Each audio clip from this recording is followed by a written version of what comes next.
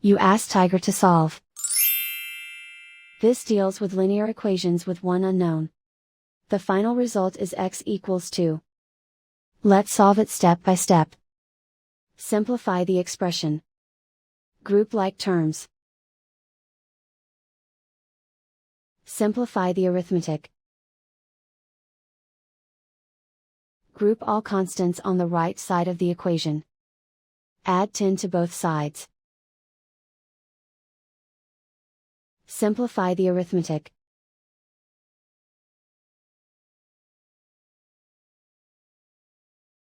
Isolate the x. Divide both sides by 5. Simplify the fraction.